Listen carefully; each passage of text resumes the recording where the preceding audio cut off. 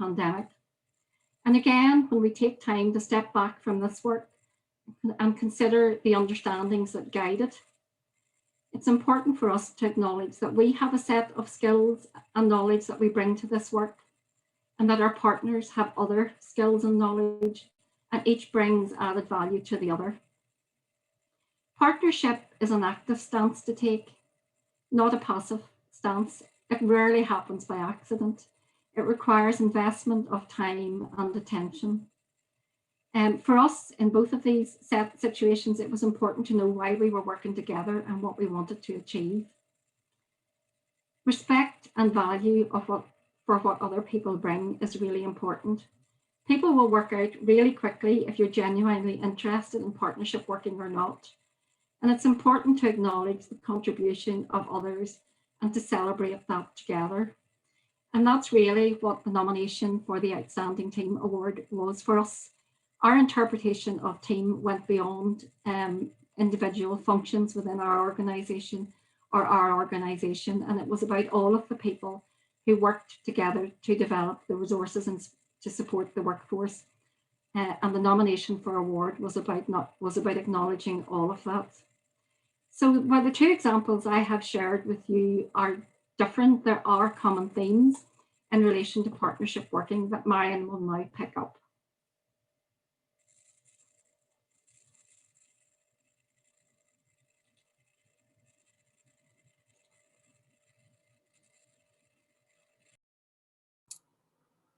Marion, can we just take you off mute? Am I off mute now? You're off now, thanks. Okay, thanks. So thanks, Catherine, for that. And hello to everyone around the virtual room today. And I suppose, like so many of you around the screen, we have many other stories that we could tell you about the ups and downs of working in partnership. And I've no doubt that you will have even greater stories than us in terms of success and maybe some failures. So it is not that we have all of the answers, but it does help to share our experiences and share our learning, as Michael had said at the outset. So if we think back to Patricia's point at the outset, where she talked about some of the reasons why partnership is a core part of our model of regulation. And then we think about the two stories that Catherine has told us of how we work collaboratively to achieve important outcomes, albeit in the different ways that Catherine has described. We can perhaps, I suppose, from both of those perspectives, then begin to strip back and unpick some of the cornerstones that will help to make this happen, or certainly help to make it happen for us.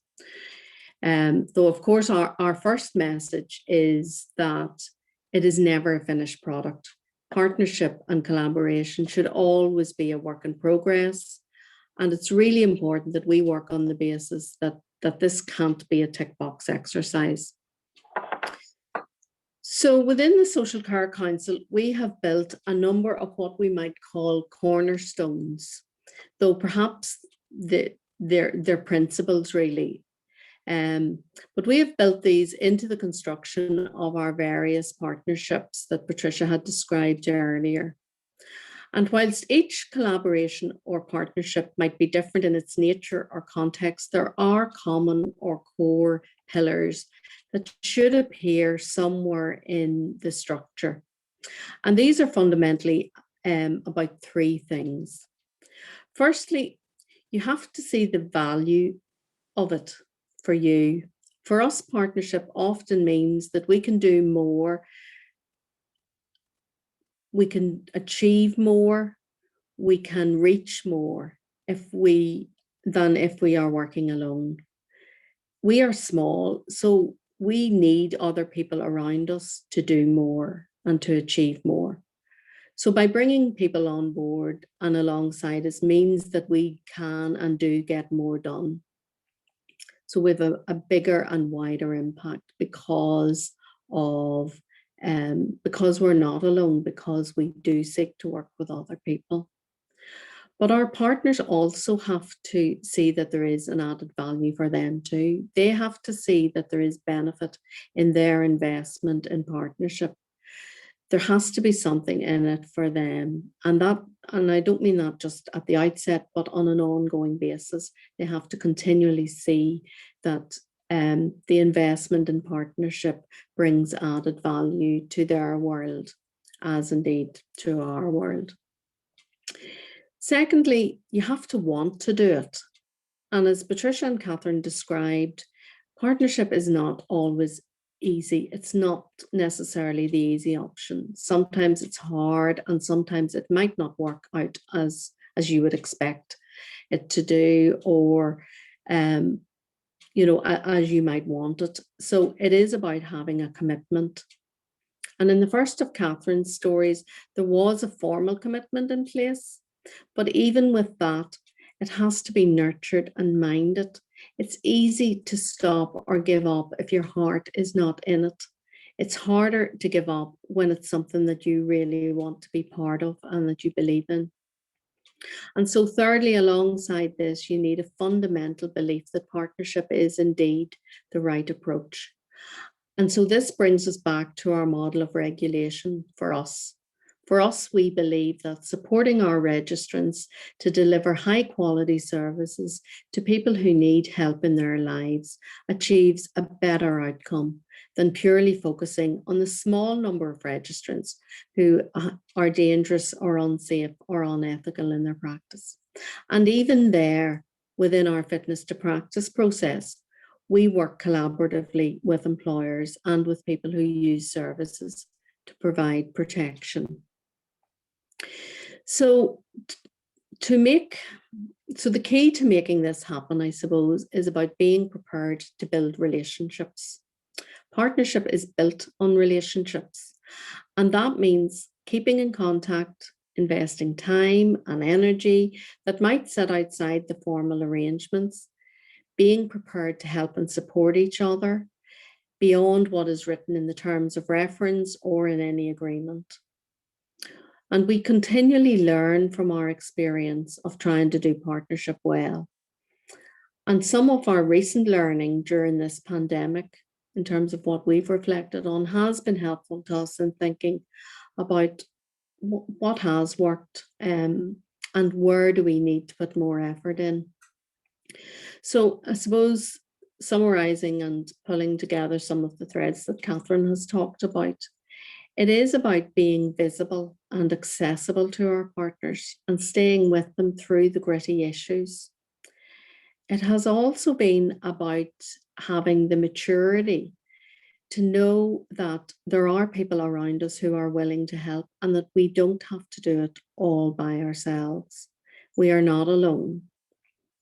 It's also been important for us to think about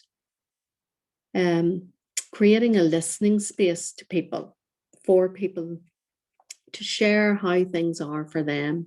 And this has been of immense value to us during the pandemic in terms of just creating that safe space for people to come and talk to each other and share how things have been. And finally, a final learning, I think, is about the importance of seeking out opportunities to share recognition for good outcomes and celebrate them, like the award. People need good news in supporting and lifting each other up to sustain the commitment that it takes to be invested in partnership. And so in handing over to Michael now to reflect on some of these ideas and continue the conversation with you, I want to leave you with a final thought that maintaining and sustaining, certainly for us, our partnership and partnerships is primarily about minding our relationships. We said at the outset that we don't have all of the answers. So I'm really looking forward to hearing your experience and your learning. Thank you. And I'll hand over to you now, Michael. Thanks very much, Marion, and to Catherine and to Patricia too. That's fantastic. I'm biased, but that's fantastic. Thank you so much for that. That was really, really interesting. And your perspectives and your thoughts were fascinating there. I loved what you said as well, I have to say, Marion, but the fact that partnership is always a work in progress. It's never a finished process. It's not a final destination. It's an ongoing process. And I couldn't agree more. What I'd like to do at this point is I'd like to invite Sean Holland, Northern Ireland's Chief Social Worker, to give us some of his perspective from the department point of view and his views on that as well. Thanks very much, Sean.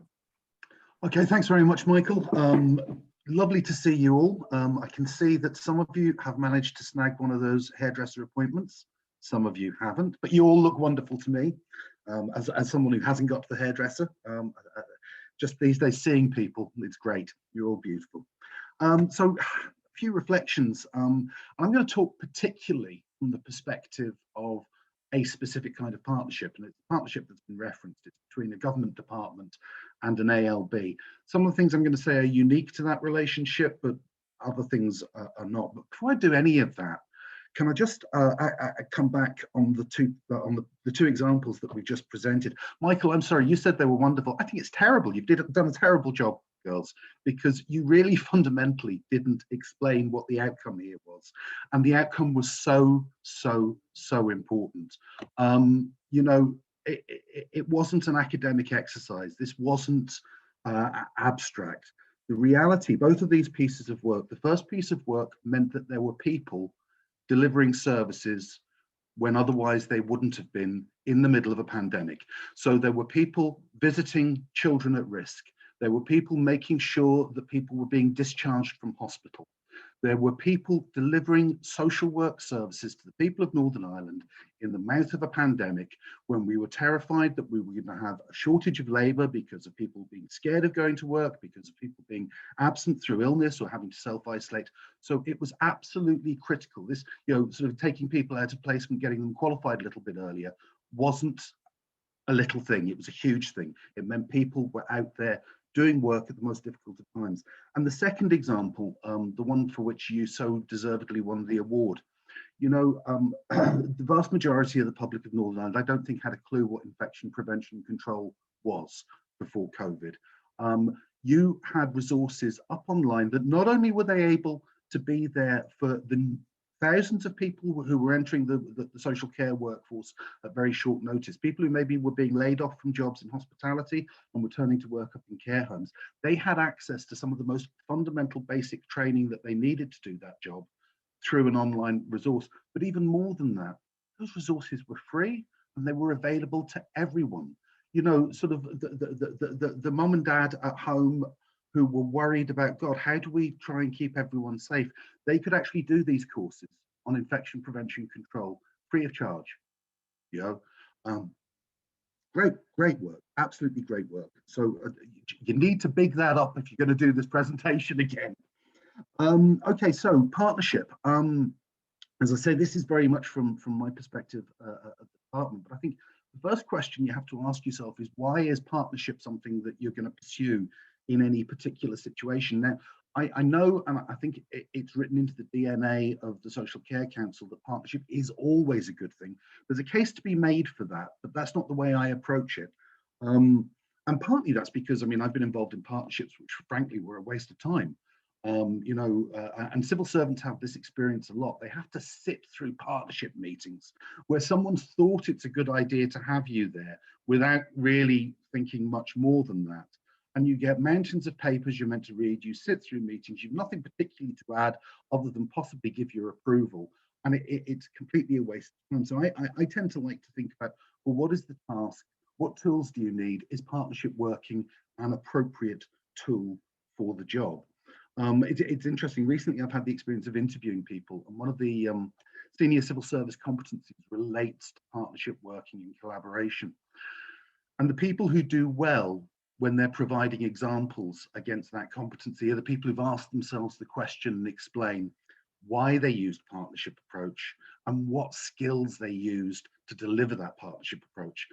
Too many candidates simply say, well, we worked in a partnership way, and list the partners and think that gets them somewhere, and it doesn't. So the first question you have to ask yourself is, when is it the right tool for the job? And this is a really important question for government to ask itself when working in partnership with its arm's length bodies, because I think the first question you have to tease out is, do you have the knowledge and skills that are needed to deliver this task? Now, it'll come as no shock to the average citizen, but David, I apologise, it may come as a shock to some senior civil servants.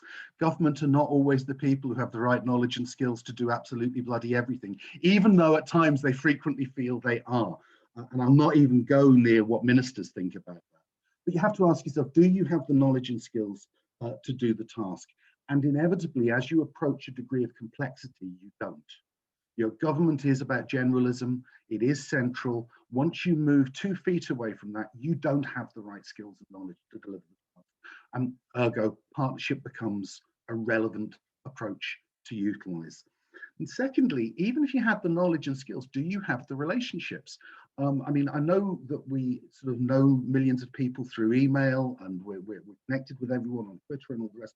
But genuinely, do you have relationships with the people who are needed to do the work? And chances are you don't, because you're too busy doing what you're meant to be doing. But there's someone else who you've explicitly set up and established and funded to have those relationships. So it makes absolute sense to use that partnership to access all of those networks and all of those relationships. I mean, you saw from some of the slides how many sort of organizations were listed there. I don't know who those people are. You know, I haven't met them. I don't have relationships with them. So if I rock up and suddenly expect them to do what I want them to do, I don't have a mission. Whereas the NISCC had those relationships, so they had those networks. So you need to think about that. Third thing, is it your job to deliver this? And again, civil servants need to be reminded repeatedly what their job is and what it isn't. And it's not their job to run everything. Their job is normally orientated upwards to a minister. Your job is to serve the minister. So your job is about policy and strategy and oversight. You set up delivery partners because they're about operational work. Now, the important thing is that you create bridges, and those bridges will lead to, you know, better strategically focused operations, but also better informed strategy, as long as you use the partnership as a bridge between sort of that rarefied environment of a private office and the actual system that interacts with citizens. Your partnership creates that bridge, and it makes it all better as a result. Finally, and it's one that isn't always thought of, is sometimes there are good governance reasons why the department shouldn't do things directly. Most obvious of these is the police. You know, we don't want a politicization of policing. So, you know, sort of a government department should never be involved directly in decisions about who gets arrested and who gets prosecuted and who gets investigated. It's a breach of good governance, but it does go further than that. I mean, you know, in our world of social work, we have decisions about who gets to adopt a child. We have, in the case of the NISCC, decisions about who is allowed to work in a certain sector and who isn't. I should never be allowed anywhere near those decisions. You have to create a partnership that creates the distance that allows for good governance in the provision of that. So those are just some of the reasons for why I think partnership working might be the tool you pick out of the bag in any particular situation. But then, you know, just deciding it's the appropriate tool in itself is no guarantee of success. And so some reflections about why I think the partnership between government and the NISCC has been successful, and just generally, and Catherine, Marion, and Patricia have all hinted at this, the relationship thing. It is about relationships, but I have relationships with lots of people that are totally dysfunctional. You know, I have relationships with people I really don't like and who don't like me. So it's not just a relationship, it's a good relationship. And the first thing I would say about that is just the really basic rules that apply to all relationships apply to these kind of relationships as well. Be respectful, be honest. Much underrated one. I mean, it's often dressed up. I've gone on courses where people have been paid an awful lot of money to talk about emotional intelligence, and actually what they're talking about is being polite. You know, be polite in your relationships, and being polite will take you some distance. It really, really will. And the final one is, which is really, really important. I'm sure you all have a relationship with someone, and this will ring a chord. Don't just call up when you need something, you know? The people who you're going to go the extra mile for are the people you have the continuous relationship that you've invested in. And I suppose that's the process, not an event point. But that's why it has to be a process. If you only lift the phone when you need something, the response isn't the same as if you're the person who stays in touch continuously. In addition to those general points, I think there are some more focused things about these kinds of organizational partnerships that will help them work. The first thing is clarity of expectations. Be absolutely clear about whose role is what. I've seen the relationship between government and ALB's founder, and it normally results in either when government tries to micromanage stuff or the ALB tries to set policy. To reverse, people haven't got the roles right.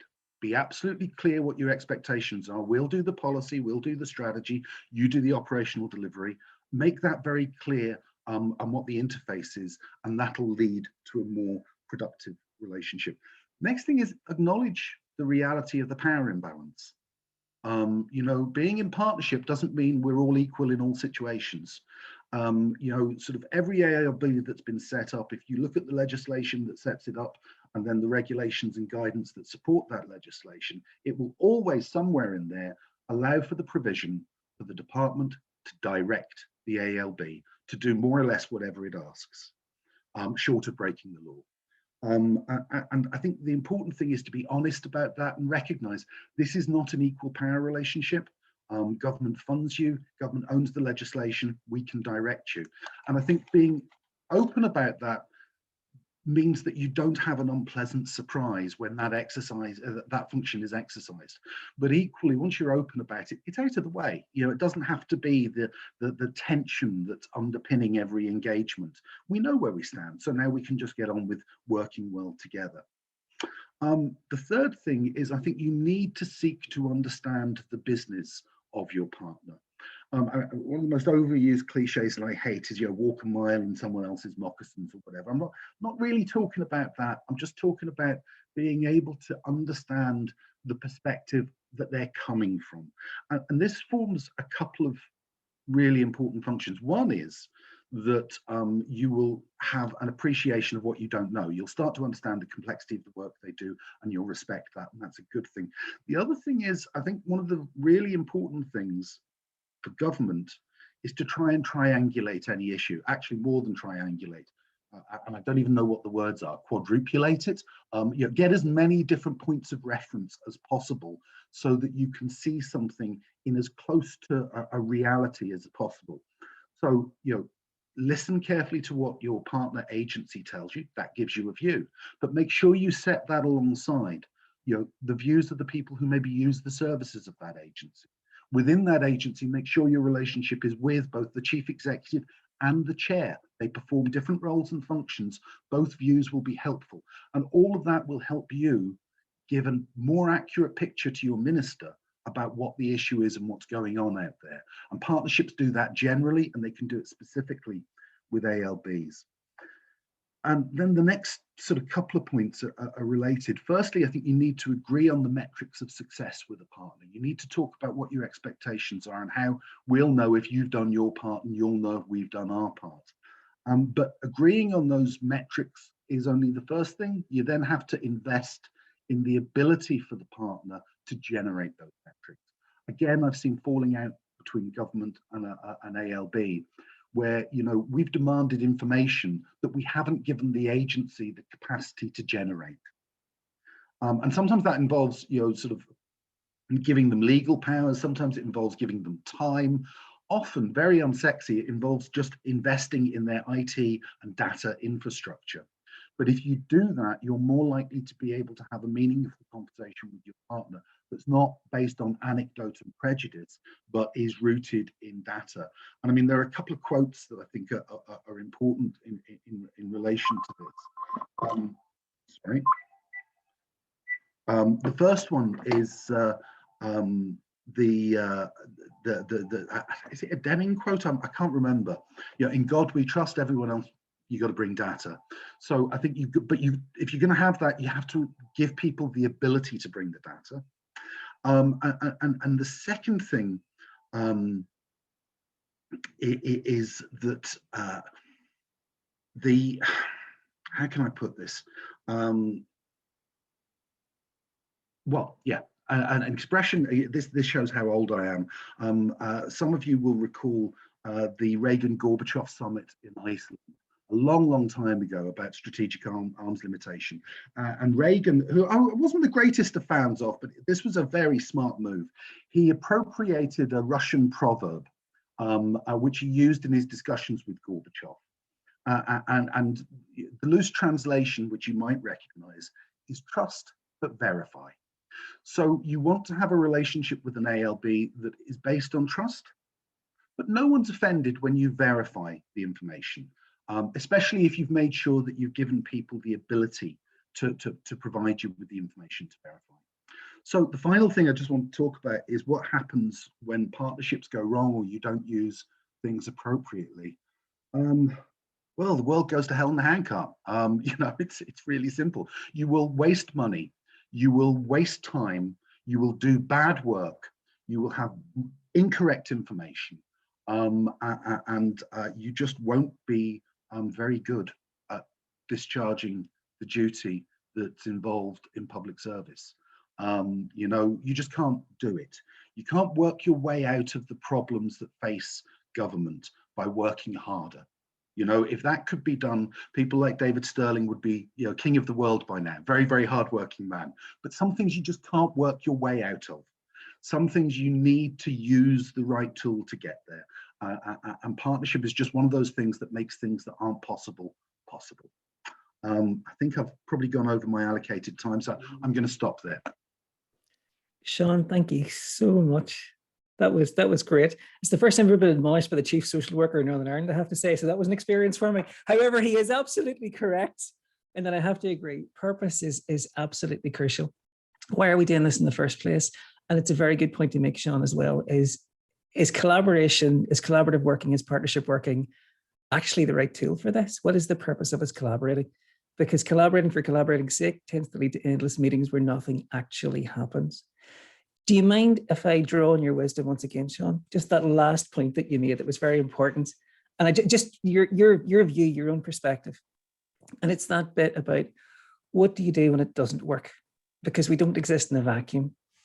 And a lot of the relationships that are there already exist, if that makes sense. So from your own perspective, Sean, and from the department's perspective, when you have a relationship that you know collaborative working is the right tool, you know that it needs to happen, and the relationships aren't working, are there any tips or perspectives that you could give from that point of view? Michael, the first way you frame that is to say, what do we do when it doesn't work? And unfortunately, we don't always do the right thing when it doesn't work. What we often do when it doesn't work is embark upon a restructuring exercise. You know, so too often I've seen a situation where for a variety of reasons, the relationship hasn't worked with ALB and government. And somehow, before you know where you are, there's an exercise which has decided you're going to abolish that ALB. And you're either going to take over the work directly, or you're going to farm it out to another ALB, or you'll create a new ALB. I mean, it's ironic I should say this when we're talking about the NISCC, because they had the experience in England where there was a breakdown in the relationship between the government and the English Social Care Council, and they abolished it. And then several years later, they stole the previous chief executive of the Northern Ireland Social Care Council to go and run its reinvented form, because they realized that the problem was not the agency, the problem was the relationship, and that they reinvented it. We do that all the time. That's not the right thing to do. I think the right thing to do is to have a bit of humility. I think the right thing is also to take soundings from lots of different people. As to why something hasn't worked, because inevitably we all have our prejudices and biases. So if I have a partnership relationship that hasn't worked, my natural inclination is definitely be absolutely crystal clear it was the other guy's fault. So I think you need to step back from that and take some soundings from other people to reflect on that. I slagged off emotional intelligence, but I think you do need to apply some emotional intelligence to any situation where partnership hasn't worked. So I think those are some of the things that you should do. Sometimes it is worth getting an external party to review things. Now, I think we're a little bit addicted to independent reviews at the moment, to the point we've started sort of setting up independent reviews of independent reviews, but there is no harm in getting an external view sometime to give you bearing as to what's gone wrong. Mediation is difficult when it's such an unequal power relationship, but if you can have a little bit of mediation in the thing, normally a partnership can be resurrected with far less drastic steps than changing the law or restructuring your public services. Thank you so much, Sean. I'm reminded of a phrase that Patricia said to me the very first time I met her. It's all social work when you get right down to it, isn't it? Thank you very much, Sean. Thanks for your time as well. Can I also go now to Paul Martin, please, who many of you will know, and who is the chair of the Northern Ireland Social Care Council, for his perspective and his view. Thanks, Paul.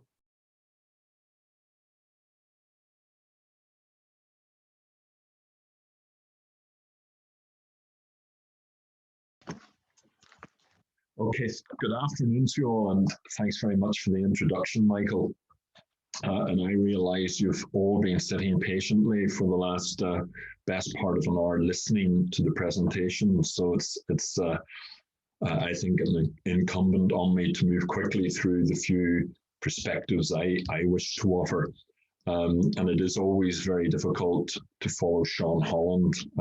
I have to say, he used to follow me, and I'm still getting used to having to follow him. It's just not easy, folks. It really isn't. But I want to begin, if I may, by endorsing some of the key points that Sean made from my own perspective as the chair of the council. And I've been chair of the council now for 3 years.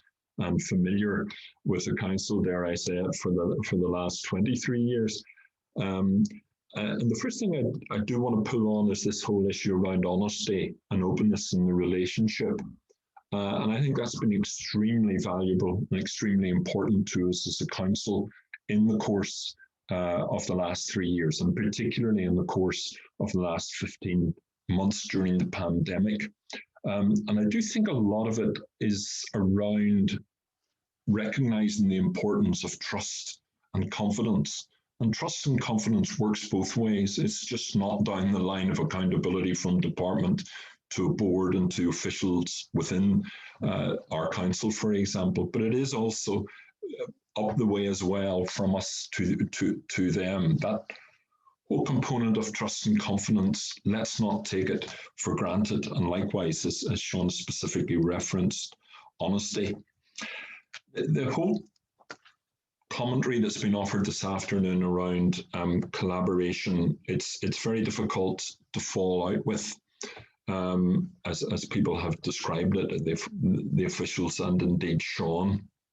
And I just want to say a little about how I think as a board and as a chair, we've achieved it. What practically have we done to build what I consider to be a very positive collaborative relationship with our sponsor in the department, namely Sean and Sean with his team.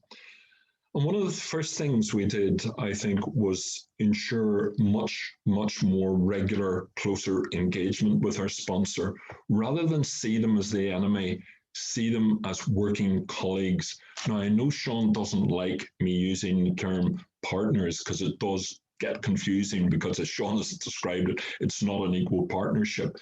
But working collaboratively, I think, does require us to work closely and engage regularly with our sponsor body. So we've, just to give you an example, 3 of our board meetings since last autumn, we have had Sean for the first hour of those board meetings, hearing directly from our board members what they think in terms of the way forward and how we've moved through COVID and where we're moving to in the future. And likewise provided the board, including myself as chair, with the opportunity to hear directly from Sean and his team what their hopes are for the future and what their expectations are, and specifically what their expectations are of us as a board. That's been very, very important to us. The second thing I would say that's been important in building better collaborative working is that the one thing we've worked hard at as a council is being able to articulate much better what it is we do as a council and what we can do and what we may be able to do going forward into the future, because I do believe that that will be extremely important for us to consider.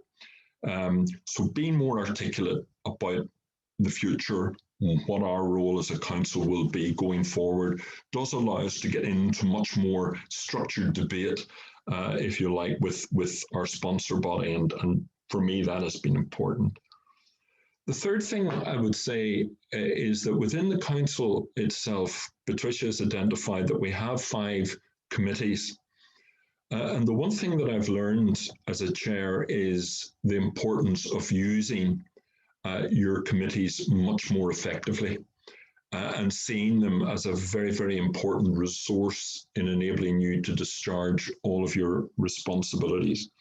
I would also say that about the board itself, actually, that it's something that I've recognized in the last 18 months, that the board has much more to offer than simply discharging their corporate responsibilities as a board.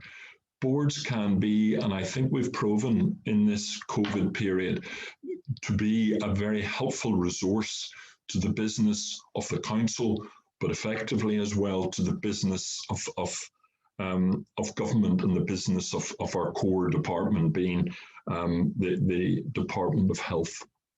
And the final thing I would say is, in terms of collaboration as a chair, it's about seizing opportunities to effect better collaboration, partnership working with colleagues going forward. And just to give you one brief example of that, last May, it was actually May 20th last year, Robin Swan declared publicly that the social care sector in Northern Ireland was unfit for purpose, and that he was determined to turn that around and to make it a sector that was highly valued, fit for purpose, and appropriately paid, I think was his third comment on it. What we did within a matter of days of that comment, that was for us a very real opportunity to get close engagement with the Department of Health in looking at the COVID agenda, the fight going forward.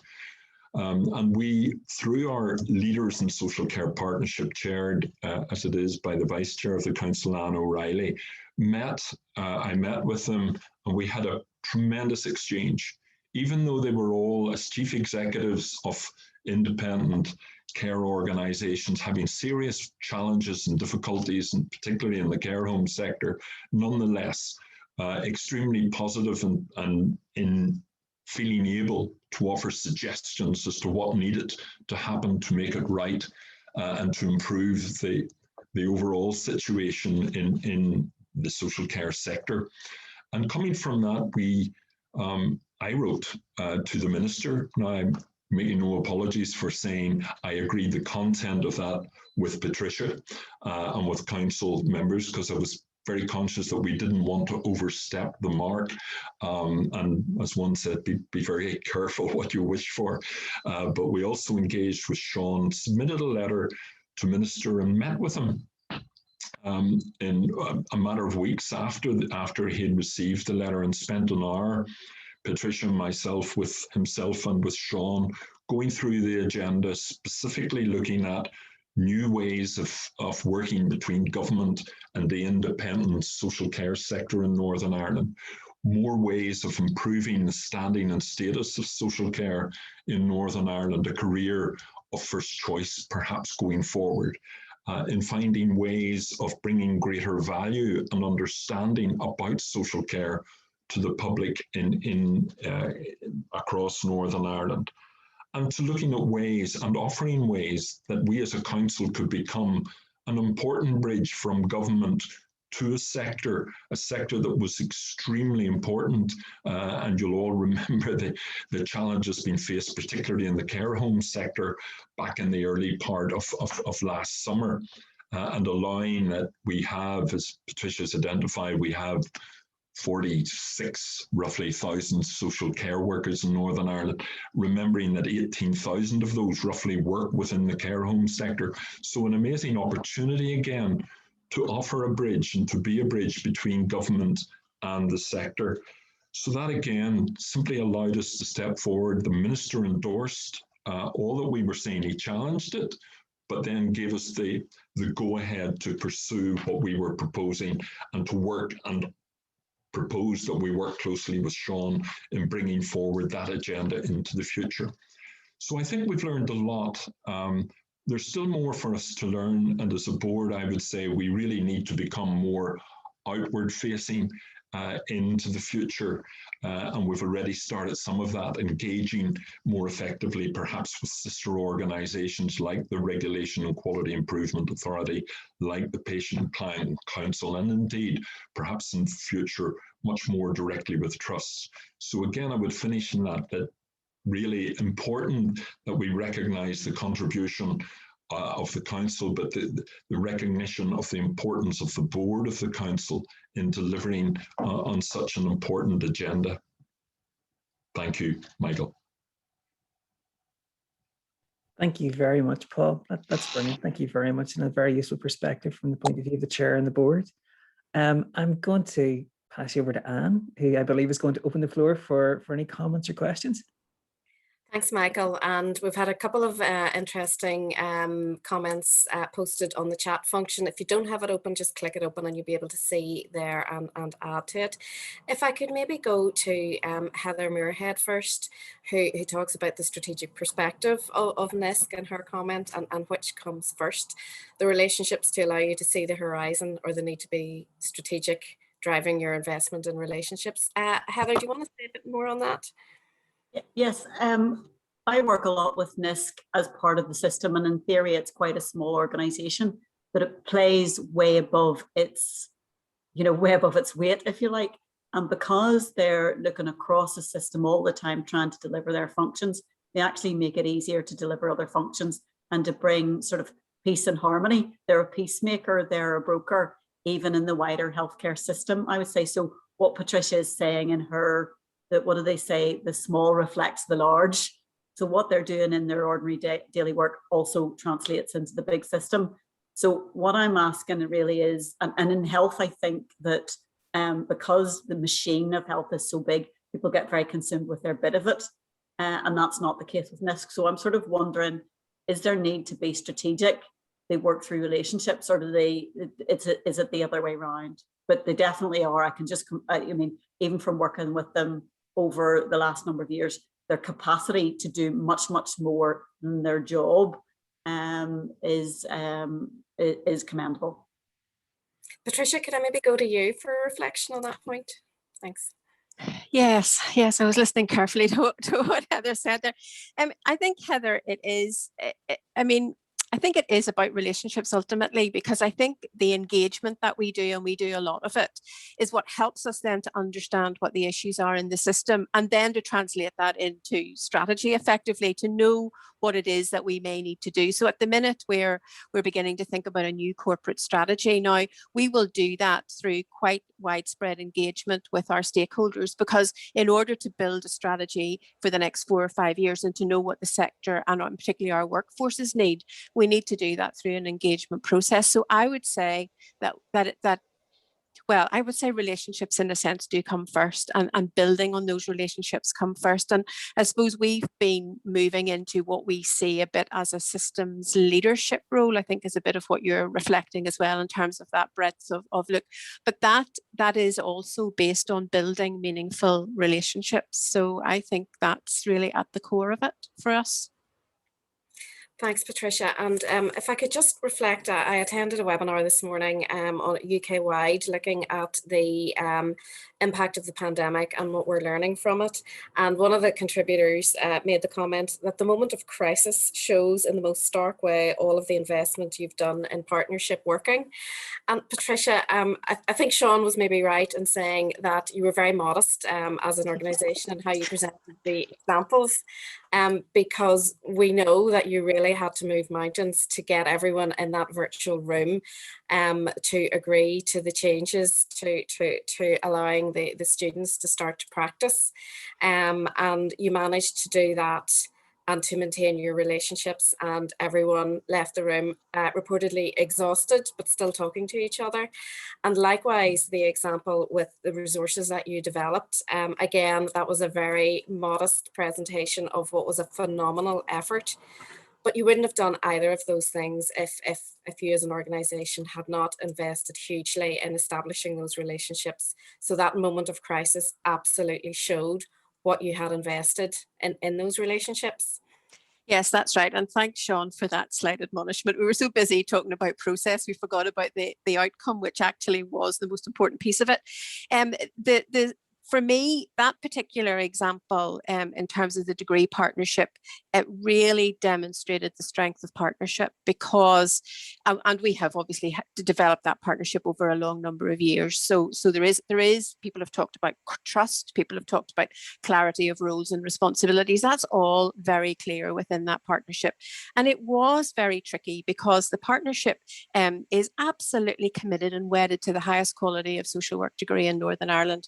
And in a sense, we were challenging the very core of people, even by saying, could we get these students out a couple of months early? They're almost finished their placements. So that took a lot of working through, as Catherine said, and being in the room and holding the tension, etc. However, that worked because that partnership was strong and we had invested a lot in it. Had that not been as strong a partnership, I doubt we would have been able to deliver the outcome. And Sean is absolutely right in his description of that outcome. It was a very important outcome in terms of supporting social work services during the pandemic.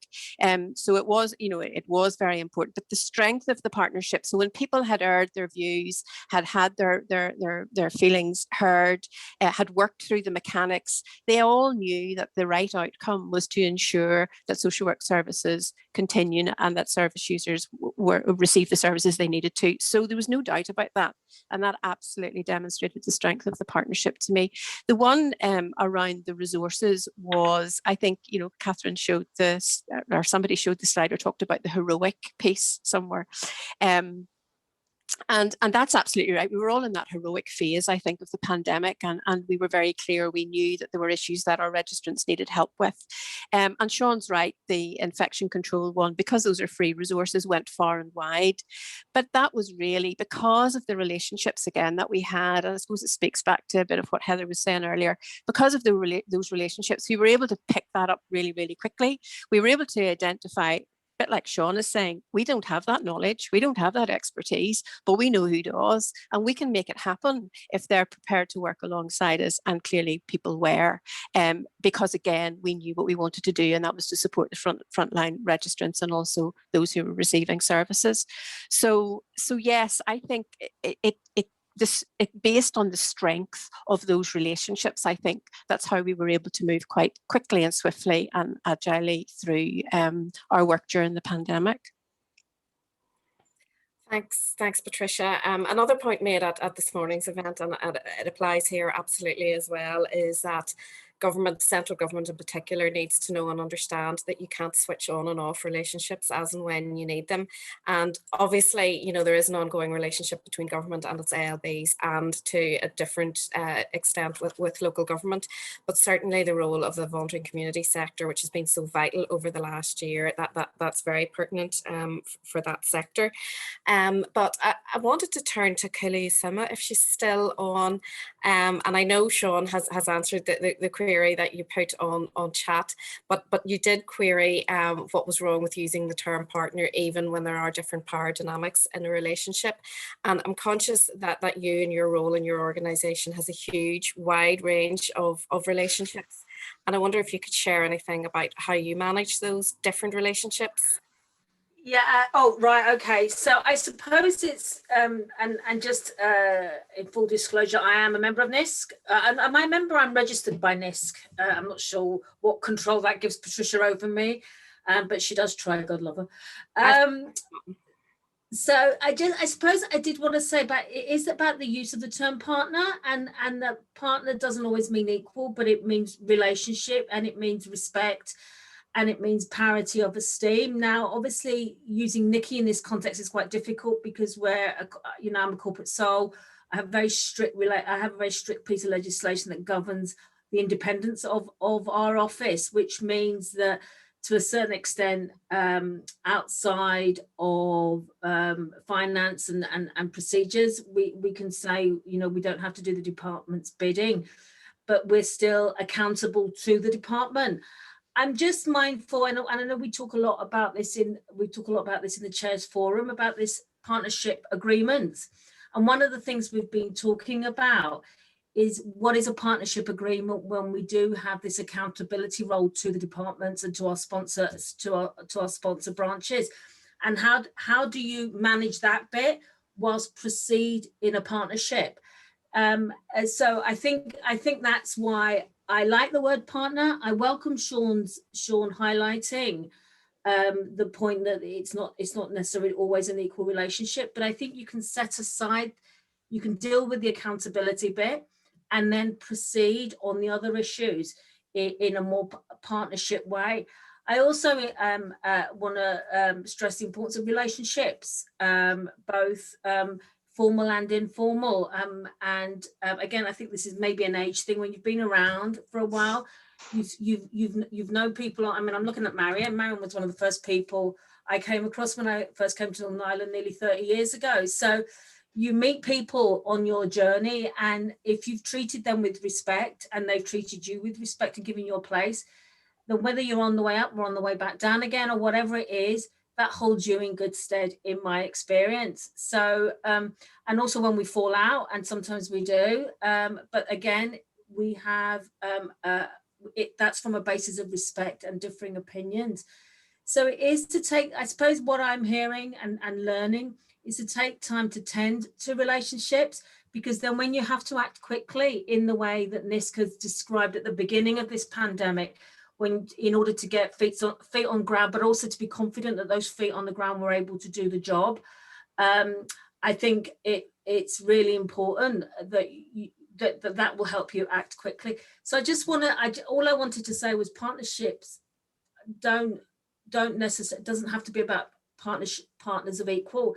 The partnerships can mean very many things. I also want to say one thing about social care and adult social care not being fit for purpose. I think it is fit for, I think it was fit for purpose. It's just grossly underinvested, and that's, I think, the journey that we're on in social care, whilst obviously protecting children's services along that road, because have to flag that up. I'm not sure it answered your question, Anne, but I've said what I've just said what I said. Thank you. And maybe could I just come back in on that? Because I think I did say at the start, talking about a regulator and partnership, and they might not in the face of it seem to be a fit.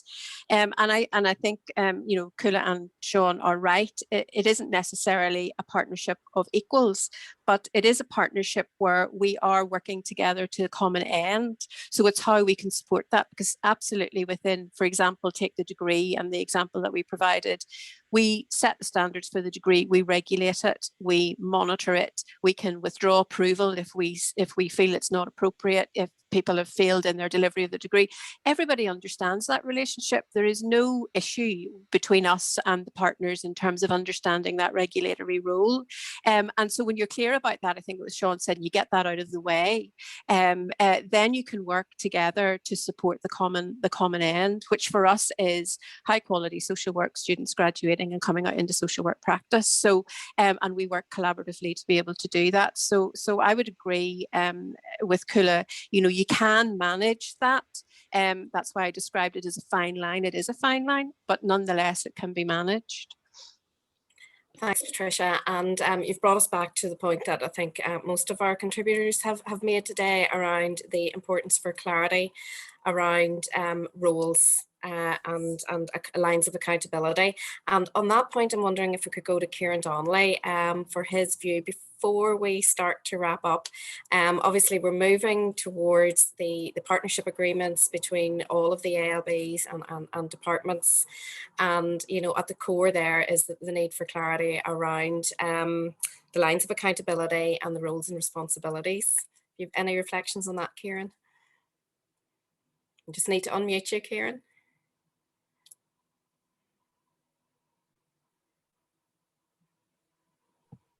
There we go. Thank you.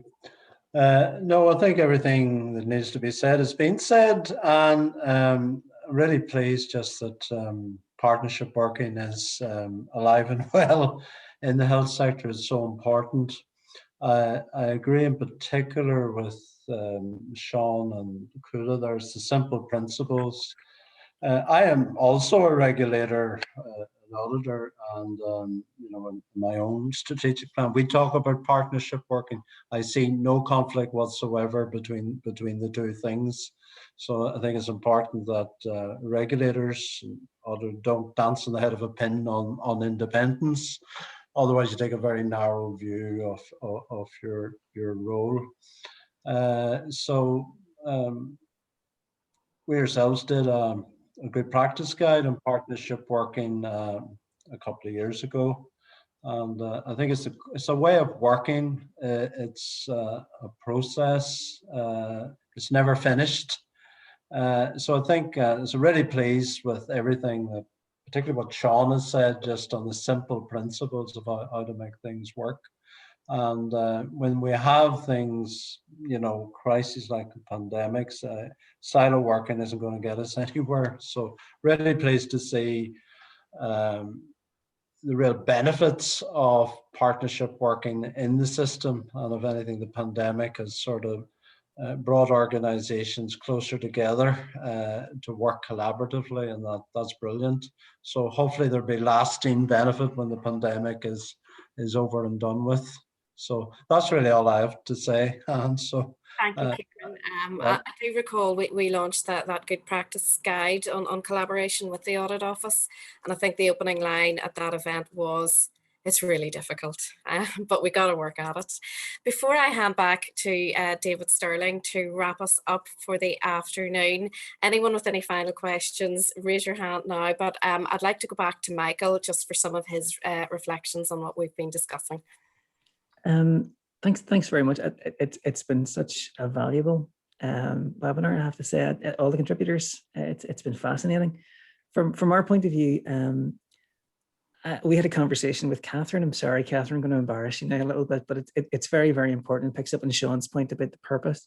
We had a conversation with Catherine and her team about the online resource, and they described very vividly the experience I think a lot of us had of watching on our TV screens what was happening in China and then Italy, and the realization it's coming.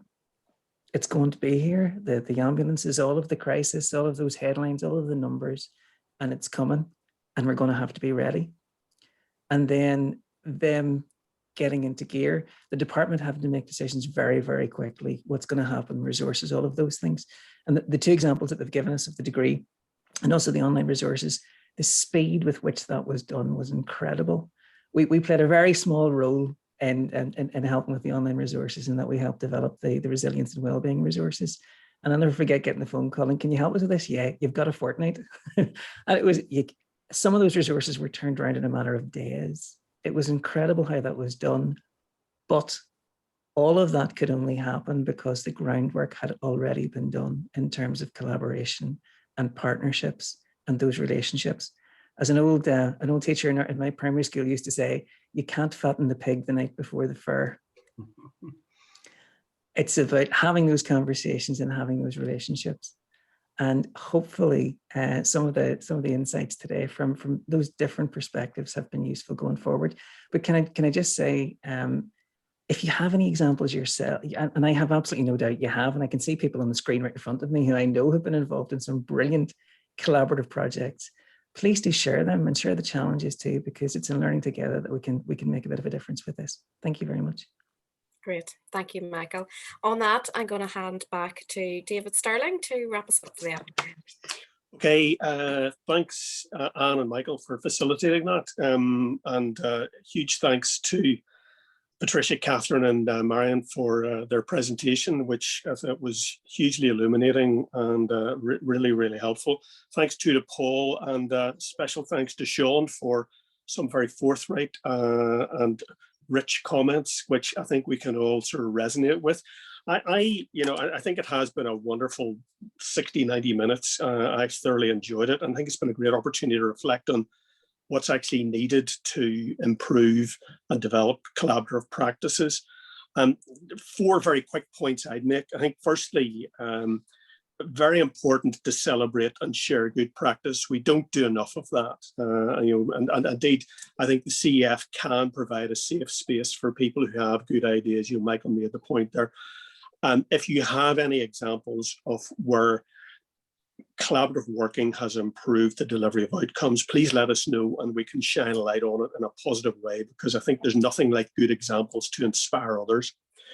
The second point, and this is a bit of a corollary, is that on the one hand, we want to celebrate when things go wrong, but I think we also need to acknowledge when things don't go just so well. And, again, if there are any examples out there where things didn't go well and it was because of poor practice or whatever, I think it's probably just as right that we should shine a light on that as well. Third thing then really is, it's quite clear that this is all about people and relationships. And it's actually all about behavior. So I quite like the value it, commit to it, believe in it mantra. And I also took Sean's point that we do need metrics. And the trust and verify point, I think, is something definitely to reflect on.